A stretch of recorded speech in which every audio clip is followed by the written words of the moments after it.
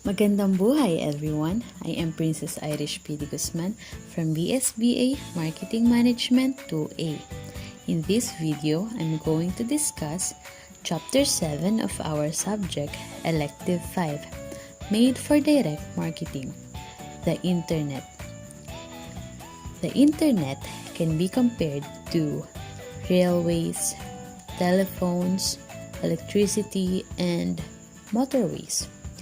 These technological advances didn't just create new markets, they changed how existing markets work.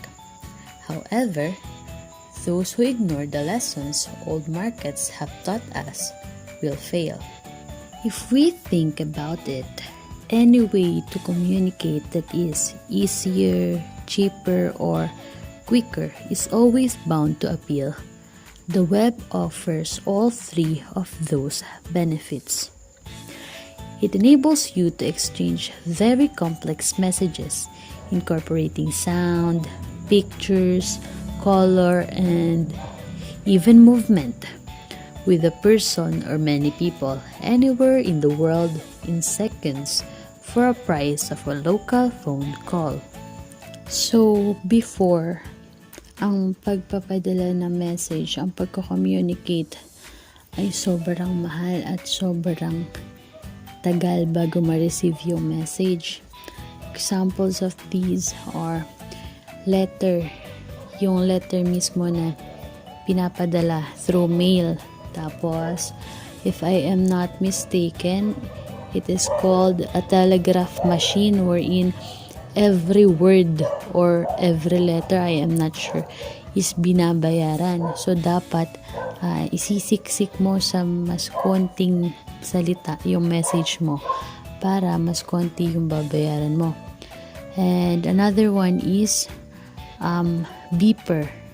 Sino ang familiar kay beeper? Ito yung tatawag ka pa muna sa operator kung ano yung message mo, tapos kung ano yung pangalan ng padadalhan mo. So, obviously, ang tagal ng proseso bago makarating yung message dun sa taong padadalhan mo nung message.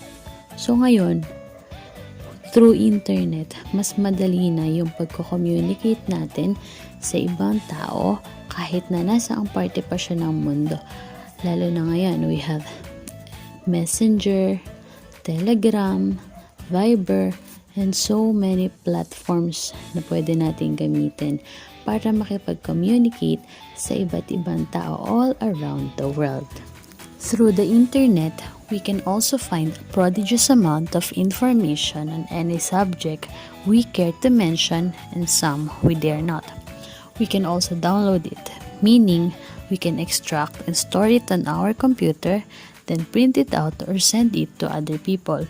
So, since our generation are super exposed na sa mga technologies and internet, I assume na we are all aware and we are all knowledgeable sa mga possibilities, sa mga possible nating magawa through the internet.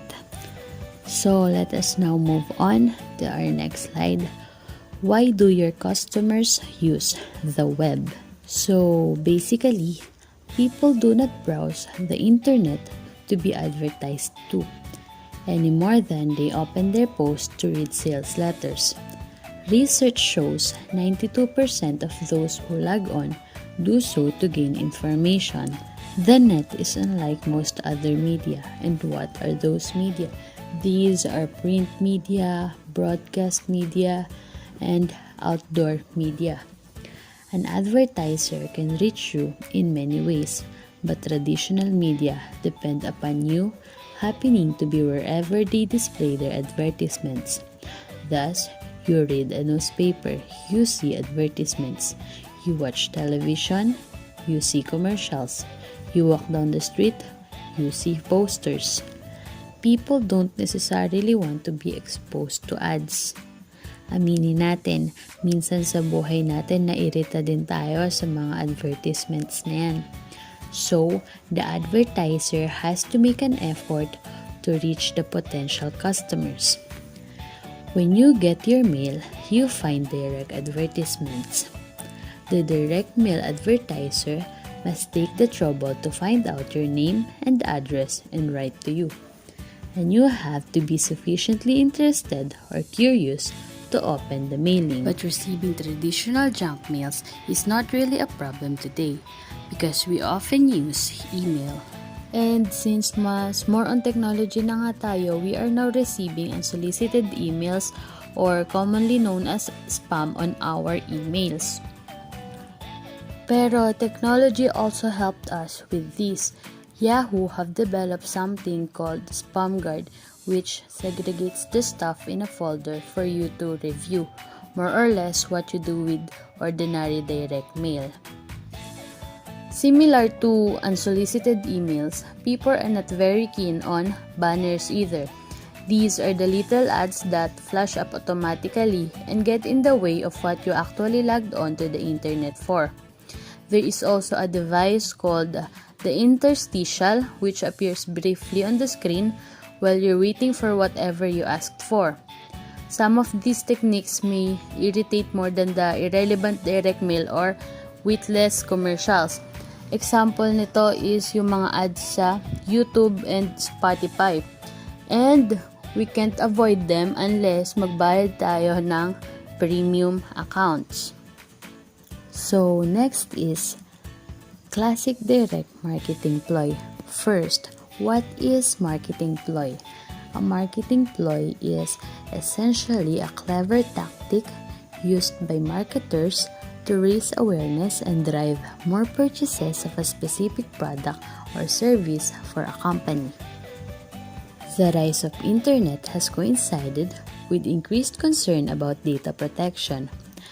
New regulations will make it increasingly difficult to hold information about someone without their permission. Many firms will have to write their customers telling them what information they hold and how they might want to use it. With this, marketers across all media, including the internet, will enhance their needs to make their propositions more relevant and imaginative. It will also lead to more and more of them joining forces to exchange data, if there is a permission of the recipients. Let us now move on to the 6 things that you must ask yourself before you build a site. Let us discuss them one by one. First, why do you want to be on the World Wide Web? Ask yourself, why are you doing this? Is it for personal reasons? They will probably turn out to be the wrong ones. Or is it for corporate reasons? If so, what are they? Just as many are mesmerized by the idea of advertising on television, so as to boast about their new commercials, others want to be able to prattle on about their website. They pile in because it is the thing to do. Everybody else is doing it. Next, who are your customers? And who do you want to attract to your site? Well, everything starts with the question, who do you want to talk to? Define your customers and prospects demographically and psychographically, never forgetting that your prospects are likely to be very similar to your customers. So, how much do you know about your customers? Do you already have a database that tracks their behavior? Your answers will determine everything from the content of your site to the reciprocal links you set up with other sites. Number 3, what do you want your site to do for you? For example, ask yourself, do you want to redefine or reinforce your positioning? Or you want to increase sales by 5% through e-commerce in the next year? Maybe you want to free space or resources for other things. To succeed on your goals, you must focus on these 4 objectives. First, to get people to your site before they go to your competitors. You should know the right keywords to input para mas madali at para mas mabilis nilang makita yung site mo. Second, to keep them on your site for as long as possible, or certainly long enough to convince or sell them. Your site shouldn't be boring for your customers to stay. Number 3, to persuade them that you are one of their natural options, or preferably, their ideal ones. Dapat ipakita mo na ikaw na yung the best. And lastly, to get them to respond, or if you fail to get their response, you should at least make them decide to revisit for more information. Your site can certainly help position you as an authority in your market. For since people are looking for information on the web, those who seem better informed sites are seen as better firms. Your site can generate sales, though perhaps not as quick as you hope. Few people buy first time when they come onto your site. This is no surprise. A few years ago, McGraw-Hill discovered that on average, a salesperson does not make a sale until the fifth call. Having a site is really an advantage in marketing because your site can do many other things. Your site can help you identify your customers' buying patterns. It can also enable you to provide more services and a better service to your customers and prospects. It can deliver free, valuable, and relevant information to keep customers coming back, attract fresh prospects, and build trust. And lastly, your site can help with one of your most important jobs, attract new employees, slashing normal recruitment cost. Number 4. What attracts people to a site? You could ask one of your clients or an associate firm to sponsor your site. Someone whose product or service has a natural affinity to yours, or who may have information of your prospect or customer would appreciate. You should start building connections, network, and partnership with firms that has information about your prospect or customers. You can start with direct mail and email. Launching your site gives you a reason to talk to your clients and prospects. You can also write to suppliers, customers or clients, senior people in your industry, and journalists, inviting them to visit the site. Another one is reciprocal links. This is an absolute must for finding new prospects. Actually, more powerful than search engines. Brands with a strong affinity to you that are more widely known may have internet sites already. They are most likely partners, as they will help you build awareness quickly by exposing your brand to their own. This is the kind of partnership that I'm saying earlier, meaning when they agree to expose your own brand to their own site, you should also do the same thing. Number 5. What keeps people on a site and what persuades them while they are there? The answer is simple. It's not clever technique. It's simply better content and more of it that gives customers what they want, useful information, and greater benefits. In short, you should inform, amuse, and benefit your visitors. There is a convenience paradox on the web, saying people use it to save time and to waste time. And as a marketer, you should make it easy for them to do both. Once you've got visitors to your homepage, you must persuade them to explore. Map out your flow of information following how one of your salespeople would handle a customer. As with normal direct marketing, tell them all about the benefits you offer, descriptions, pictures, and even demonstrations if possible. You can also give them valuable information like quote reviews, testimonials, or even show satisfied customers. Explain to them how easy it is doing business with you. And to keep in touch, you can ask for their comments. You can say, email us. We'd love to hear from you. It is also better if you can put something entertaining, involving, and relevant, something that requires them to join in but isn't too demanding. Something that offers a prize and then they will tell you about themselves. Let us now move on to number 6. What makes people return to a site and what makes them reply? Again, links are very important. Many visitors return to sites specifically to use them. Links will keep them on your site longer and are easy to keep fresh. You can remind your customers to visit. Get your customers' permission to email them. Then send useful messages to bring them back to your site.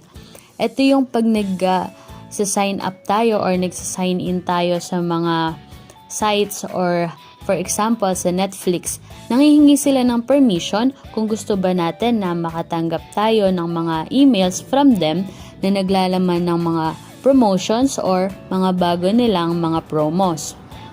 Next, you can get their permission to keep in touch.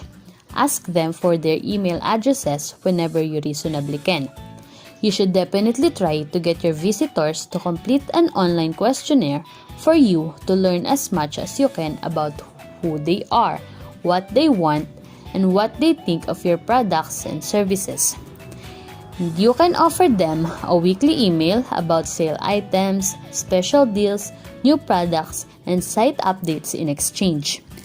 As with any other kind of direct marketing, you can also offer incentives, prices, discounts, or extra services. Next is instant knowledge. As you have already learned, direct marketing success starts with knowledge and grows with more knowledge. The internet is uniquely powerful in this respect. You can have a dynamic database. Content is built immediately as soon as your server recognizes a regular customer or prospect arriving on your site. This will eventually enable you to give them a totally personalized web visit, where you provide them with exactly what they need based upon the knowledge you've gained. No voicemail, no waiting for callbacks, fast, cheap, impressive information, and services. You can track your customers' movements across your site, gather valuable buying pattern data, and identify shared characteristics of customer groups. Meaning, pag ang isang site ay mayroong dynamic database, nare-recognize nito yung buying pattern ng isang customer, especially yung mga regular customers. Tapos, ginagamit nito yung information na to para ma-cater niya kung ano yung exactly na kailangan ng customer na yon. Next is rules for success, which apply equally to internet commerce. Number 1, get a good location. On the web, it means getting a good name. You can use your name, a brand name, or something you want to be known for. Normally, your own name is not a good idea unless you are already well known for something. You must also ensure that your site is related to the right keywords, so you must register on the right search engines. This is very important because when your prospects go into a search engine and type the words that interest them, you want them to be directed to your site. Just like what I've said earlier, one of the 4 objectives for a site to be successful, you should get the people to your site before they go to your competitors. Number 2, give people what they want. Online services can do all that, but faster and maybe even better in some ways because of their ability to link the vast amount of knowledge held on a database to a customer's need. Number 3, lure people in with enticing offers. You should attract them with tempting offers na mapapadalawang isip talaga sila. Number 4, make browsers welcome. Involvement of devices on a site can engage people in a pleasurable way. They are the online equivalent of all the stamps and scratch cards that work so well in print, but technologically should be a tool, not a barrier. Your site will be very confusing if you're not careful, so don't show off with flashy tricks and jargons. Retail is in the detail, they say, so make sure everything on the site works, not for designers with fancy Macs, but for people sitting at home using their kids' PCs, for both large and small screens and different browsers. So, your site should work with different browsers and different devices. Number 5, signpost things clearly. It should be easier for customers to find what they want and to go there quickly. Your site should be customer-friendly, meaning easy to use. Number 6, sell more while they are in the shop. Remember, the best time to sell is when people have just bought. Why sell one thing when you can sell three? This process is infinitely faster in the internet. Rule number 7. Keep in touch. Remember the rules of direct marketing. Build a good database and exploit it. Communicate more rather than less. Let us now move on to what your site must deliver. Here are 7 things you should demand of your website. Number 1. Is it a pleasure to visit with easy-to-read script? Number 2. Are transactions easy? Number 3. Does it feature benefits or just product names? Number 4. Does it involve or confuse? Number 5. Does it try to learn about customers? Number 6. Does it work hard to get replies? And lastly, is it quick? These things are very crucial in having a site. And now, we've come up to the last part of our discussion, A to Z of building a website. So let me read the connection of these words to building a website. Letter A. Audience. Your audience must like what they see. Design keeping your visitors' browsers in mind as well as their graphic taste. Letter B. Business. Your website can become a business in its own right. Advertise it, generate publicity, and build partnerships with affinity online businesses. Letter C. Commitment. Commitment is vital. The internet is a fast-changing environment. Letter D. Design. Design information for your customers' preferences, not yours. Information your customer is lured by should only be a mouse click away. Letter E. Engage. Engage your visitors with content that's irresistible, packed with involving information and benefits. Letter F. Fancy graphics. Remember, first impressions are made in 6 to 10 seconds, so if a graphic takes longer than that to download, ditch it. Letter G. Get in touch. Make sure your visitors can get in touch with you easily and quickly. Make sure that all contact information is not more than a mouse click away. Provide names for visitors to contact personally. Letter H. HTML. HTML, Java, Flash, Oracle. You can teach yourself these.